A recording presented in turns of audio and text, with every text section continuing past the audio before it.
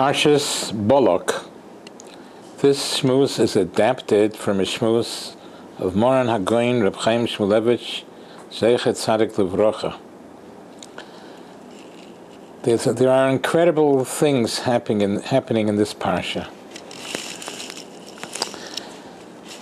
On one hand, it says in the Torah that Bilam Yodeya Das Elyon,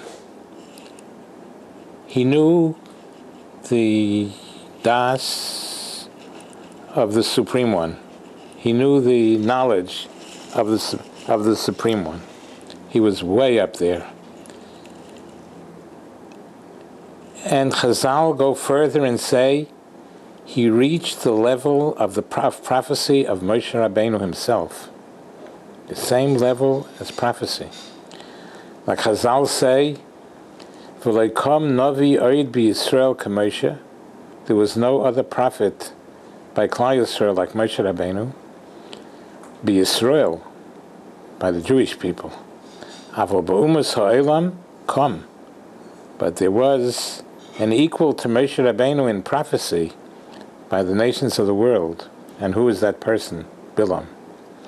So on one hand, he was way up there, Yodea Das Elyon, unbelievable. On the other hand, his whole personal life was hefker. Does whatever he wants. Worse than the least of the least. Like the Gemara says, that the donkey spoke to him and said, Gemara in Avodah Zarah, the Gemara says, Sha'ani aisa l'cha rechivos bayom v'ishis baloila. During the day, I drive you around. At night, I'm your wife. Intimately. And the question is,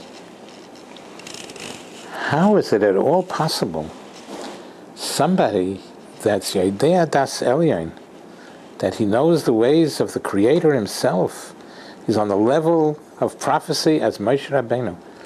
How could a person on such a level, how could he stoop so low as to live with his donkey? How do we understand such a pella, such an incredible thing? Similarly, we find the same problem, same question. We know that Ro'asa Shivcha al Hayom Mashalei Ro Yecheskel ben Buzi HaKohen. When they went through the Yam Suf, the Red Sea, it says that the Shivcha al Hayom, the maidservant of Klal Yisrael, went through the Yam Suf and pointed, Zeh Keli V'Yaveu, this is my God, pointing to Hashem, sort of something meaning to say, like, to some degree they saw Hashem to some incredible level. Of course they didn't see Hashem, but Zeh Keli, they were saying, this is my God. They were pointing, Zeh Keli V'Yaveu. And on one hand, they had greater hasogos. They attained more in godliness than Yecheskel ben Buzi HaKohen, than the holy prophet Yecheskel ben Buzi. And what happened to this maidservant? After Kriyas Yam Suf, she went back to do sponges. She went back to be a shivcha. How do we understand such a phenomenon? That Ro'asa Shivcha L'Yom Mashalei Ro Yecheskel ben Buzi pointed Zeh Keli V'Aveu. She was on a tremendously high. They were the shivchos were on a tremendously high level. To be able to see Hashem to some incredible degree, not really, but a high degree. And what happened to them afterwards? Back to Shivcha. It doesn't say that they became Dvorah HaNevias. It doesn't say that. Whereas Yechezkel ben Buzi did not attain in his prophecies, did not attain such a high level as the Shifcha al Hayom, as the maidservant, but he was authentic. He was a real Navi. He was less than them. And how did they resort to being nothings? So we have a double question, a double similar kind of a question. How was Bilam, who Yedea Das Elyon, who was able to have knowledge of HaKadosh Baruch Hu himself, Yedea Das Elyon, he was on the same level in prophecy as Moshe Rabbeinu, could we fathom?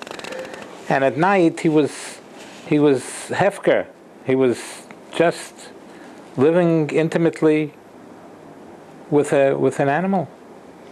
And the Shifcha al Hayom attained such high levels when they went through the Yam Suf, and what happened to them afterwards? Nothing. Back to scrubbing floors. How could we understand such incredible contradictions? How could it be?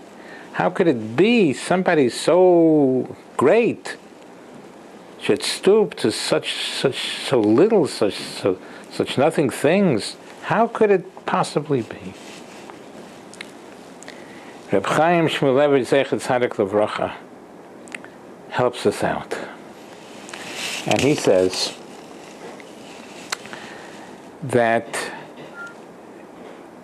greatness and holiness must be earned in order for it to be lasting. Bilam never worked on attaining the knowledge of Hashem. He never worked in it. It was just given to him. The Shifcha al Hayom also never worked on it. It was just given to them as they went through the Yam Suf. Whereas Yechezkel ben Buzi, HaKohen, worked on himself and earned prophecy. He worked on himself and earned prophecy. He worked on himself to rid himself of any evil in him, sur meira, sur meira. He worked on his midos.